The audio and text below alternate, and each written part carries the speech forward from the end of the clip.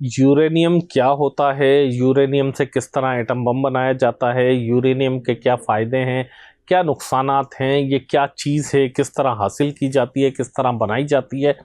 क्योंकि इसका आम तौर पर बड़ा ज़िक्र किया जाता है, बहुत सारे अल्फाज़ों में इस्तेमाल होता है। यूरेनियम जो लफ्ज़ है अमूमन हमारे कानों में तो आता है, लेकिन हमें समझ में नहीं आता कि ये क्या चीज़ है, इससे किस तरह बनता है।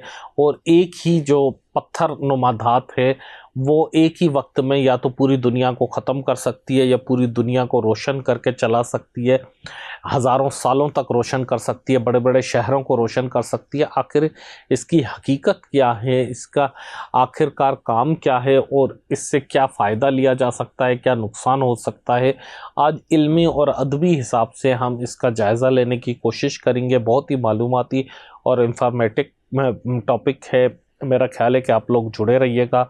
आपसे गुजारिश करूंगा कि चैनल को लाइक भी करें, सब्सक्राइब भी करें, बेल आइकन को प्रेस भी करें, कमेंट बॉक्स में राय भी ज़रूर दें और मेरी तरफ से सलाम भी कबूल करें जुल्फ़िकार अली बब्बर की जानिब से। देखें, यूरेनियम का जो पत्थर है, जो धात है, ये बेसिकली मैं आपको बताऊं कि जब कोई, ये मैं साइंटिफिक हिसाब से आपको बताना चाह रहा हूँ कि सितारा जो है अपनी उम्र पूरी कर लेता है, तो वो ऐसे ही मुर्दा नहीं हो जाता। वो एक बहुत बड़े सितारे से मुराद ये है कि जैसे हम ज़ुबान में सूरज कहते हैं, जिस तरह हमारा शमसी निज़ाम का सूरज है सितारा, इस सितारे का नाम हमने सूरज रखा है, जिसके गिर्द सारे सैयारे घूमते हैं। जो घूमने वाले हैं वो सैयारे हैं, जो साकत रोशन है, जिसकी कशिश है, वो सितारा है, उसका नाम हमने सूरज रखा है। इस तरह के जो सूरज होते हैं, जो इससे बड़े भी होते हैं, इससे छोटे भी होते हैं, तो वो जब अपनी उम्र पूरी कर लेते हैं, जैसे इसकी कहा जा रहा है 4 अरब साल हो चुकी है और 46 अरब साल बाकी है। खैर, ऐसे ही जब सितारा है तो वो बहुत बड़ा ब्लास्ट करता है, बहुत बड़ा ब्लास्ट करता है। जितनी उसमें एनर्जी बची हुई होती है वो बहुत ज़्यादा एक साथ ब्लास्ट करता है। यानी कि मैं आपको समझाने के लिए बता रहा हूँ कि अरबों खरबों एटम बम जितना बड़ा ब्लास्ट होता है। तो उससे जो है ब्लास्ट होने के बाद जो उसकी एनर्जी बाकी बचती है, वो जो रेत बनकर, धुआं बनकर खला में, स्पेस में घूमती रहती है। और एक आपको पता है कि सितारा की एज, जैसे मैंने हमारे सूरज की बताई कि 50 अरब साल एक अंदाजे के मुताबिक, तकरीबन इससे ज़्यादा भी हैं और कम भी हैं।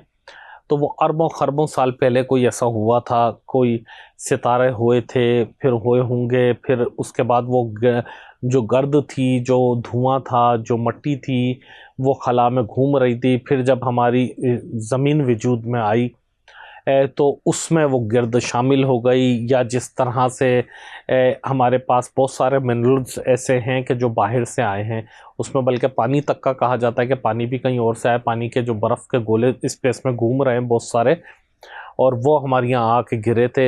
इसी तरह नमक है, इसी तरह लोहा है, सोना है, चांदी है, सिल्वर, जो गोल्ड, भीड़, बहुत सारी ऐसी धातें हैं कि जो आती हैं, मुख्तलिफ पत्थर है, और बहुत सी ऐसी चीज़ें हैं कि जो इस तरह से आती रही हैं। तो उसी तरह यूरेनियम भी आया, और यूरेनियम क्योंकि एक ताकतवर मादा था, तो वो यूरेनियम ज़मीन की तहों में जाके, ज़मीन के कोर में जाकर वो रच बस गया।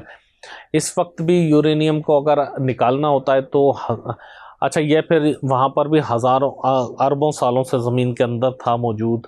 अरबों साल ज़मीन को बनने में लगे, अरबों साल उससे पहले स्पेस में घूमता रहा। तो उसके बाद इसको निकालने में भी हज़ारों फुट नीचे स्पेशली ड्रिलिंग करनी पड़ती है। ये कोई कोयले की खान की तरह आसानी से नहीं निकाल दिया जाता।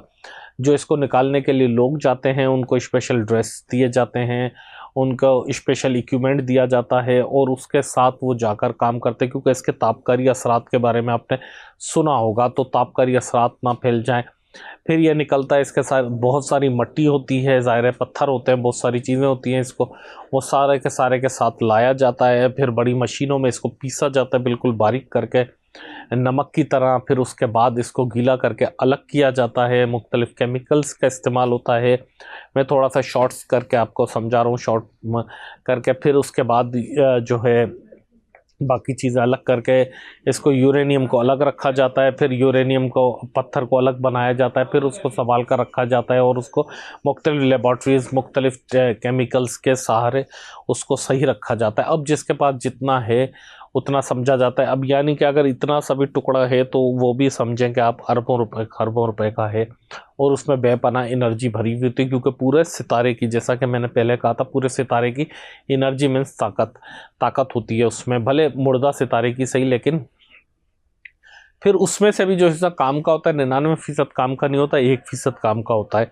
तो कितनी अंदाज़ा करें कि मेहनत के बाद फिर उसको बढ़ाया जाता है, उससे में तवानाई जो है इंतहाई दर्जे की होती है। इसीलिए जो बम बनाया जाता है उससे बहुत ज़्यादा धमाका होता है, बहुत ज़्यादा जो है तापकारी असरात होते हैं, बहुत ज़्यादा नुकसान होता है, पूरे के पूरे शहर तबाह हो जाते हैं। उसकी वजह भी यही है। अच्छा, इसको अगर पॉजिटिवली यूज़ किया जाए, जो कि दुनिया के अक्सर मुल्कों में हो रहे हैं, कोई मुझे सही इस वक्त जहन में नंबर नहीं है, लेकिन 70-80 मुल्क जो है का जो यूरेनियम है वो तकरीबन अमन के लिए इस्तेमाल कर रहे हैं, एनर्जी के लिए इस्तेमाल कर रहे हैं। और यूरेनियम से बिजली बनाई जाती है, बड़े बड़े बिजली घर चलाए जाते हैं, जिससे बड़ी बड़ी इंडस्ट्रीज़ चलती हैं, और उसको बड़े तरीके से इस्तेमाल किया जाता है, उसको बढ़ा भी दिया जाता है उसको। तो जो अमन के मकासद होते हैं, यानी कि एनर्जी के लिए, लाइट के इस्तेमाल के लिए, तो 20% यूरेनियम की अफजूदगी ज़रूरी होती है। लेकिन अगर आपको बम बनाना है तो 90% तक बनाना होता है। 20% से नीचे नीचे तक आप भरपूर तरीके से अपने में पावर हाउसेस, आपके ग्रिड, आपके मुल्क की, आपके शहरों की एनर्जी की ज़रूरत है, चाहे वो इलेक्ट्रिक व्हीकल्स हों उनको चार्ज करना हो, सनतें चलानी हो, फैक्ट्रियाँ कारखाने बड़े बड़े चलाने हो, बड़े बड़े चिल्लर प्लांट, घर मोहल्ले दुकानें शहर चलाने हो, चल सकते हैं। तो वो चलाए जाते हैं। अब ईरान वाला जो इशू था कि ईरान ने 20% तक कर लिया था, उसका कहा जा रहा था कि 60% तक, ऐसी कोई कंफर्म इतलात नहीं थी, लेकिन कि 60% तक आ गए। एक्चुअली 20% तक ले जाना बहुत मुश्किल काम है, बहुत टिपिकल काम है, बहुत ज़्यादा पैसा भी चाहिए, रिसर्च भी चाहिए, मेहनत भी चाहिए, काबिलियत भी चाहिए और टाइम भी चाहिए। लेकिन 20 के बाद 90 तक ले जाना बहुत ही ईजी होता है। तो ईरान पे ये इल्ज़ाम अमेरिका और इसराइल की तरफ से लगता रहा कि वो 90% तक ले जाने के जब करीब पहुंचते हैं तो हम उनको रोक देते हैं। तो बेसिकली यूरेनियम बहुत मैंने शॉर्ट करके बनाया, अगर आप लोगों में से कोई कहेंगे तो मैं डिटेल में इसकी मज़ीद डिटेल भी बता सकता हूँ। ये सारी धातें इसी तरह इकट्ठी हुई हैं। अब जो लोग साइंस के तालिब इल्म हैं या एक्सपर्ट्स हैं वो तो मेरे इस प्रोग्राम में काफ़ी खामियां निकाल लेंगे। लेकिन जिन लोगों को अगर नहीं पता, तो वो लोग अगर चाहते हैं कि पेट्रोल कैसे बना, कैसे बनता है, तो मैं इस पे भी आपका डिटेल में प्रोग्राम करके समझा सकता हूँ। या बेसिकली लाइट करंट किस तरह बनता है और किस तरह इस्तेमाल होता है, इस पर भी कर सकते हैं। डैम किस तरह बनाए जाते हैं, सूरज से बिजली किस तरह ली जा सकती है, हवा से कैसे ली जा सकती है, या ज़मीन किस तरह घूमती है, क्यों घूम रही है, कब तक घूमेगी, रुकती क्यों नहीं है, दिन रात क्यों होते हैं, सर्दी गर्मी क्यों होती है। ये सारे बड़े अच्छे मालूमाती टॉपिक हैं। अगर इनमें से किसी भी टॉपिक के हवाले से आप लोग चाहते हैं तो मैं ज़रूर प्रोग्राम करना चाहूँगा, या इसके अलावा भी हट कर के हम चाँद पर क्या जाकर करना चाहते हैं, चाँद क्या हर ज़मीन के साथ, हर दुनिया के साथ इसी तरह है या कम ज़्यादा होते हैं, छोटे बड़े होते हैं, सूरज के हवाले से कितने सूरज हैं, इस हवाले से जो भी मालूमात अगर कोई या आप लोग, मैं ये इसलिए इतना बात आपसे कहना चाह रहा हूँ कि आप लोग अपनी ख्वाहिशात का इजहार किया करें कि किस टॉपिक पे आपको बातें सुननी है, लोकल इश्यूज़ पर, कराची के इश्यूज़ पर, या पाकिस्तान के इंटरनल इश्यूज़ पर, या सिर्फ सिंध के इश्यूज़ पर, या इंटरनेशनल सियासी इश्यूज़, दिफाई मामला। तो मैं पूरी कोशिश करूँगा कि आपको उस हवाले से ब्रीफ कर सकूँ। आप लोग अपनी इसमें राय इनपुट ज़रूर दीजिएगा, यही मेरा गिफ्ट है, यही मेरी कमाई है। इसके अलावा मुझे डॉलर नहीं मिलते, मैं वाज़े तौर पर बता रहा हूँ। मेरे साथ बड़े मसले हैं, मुझे एक सेंट भी नहीं मिलता। मैं सिर्फ आपकी खिदमत के लिए कर रहा हूँ और कुछ नहीं। तो आप लोगों से गुजारिश है कि अपने अजीज़ और क़रीब से भी ज़रूर शेयर कीजिएगा और राय अपनी ज़रूर दें, मुझे इंतज़ार रहेगा। अल्लाह हाफ़िज़।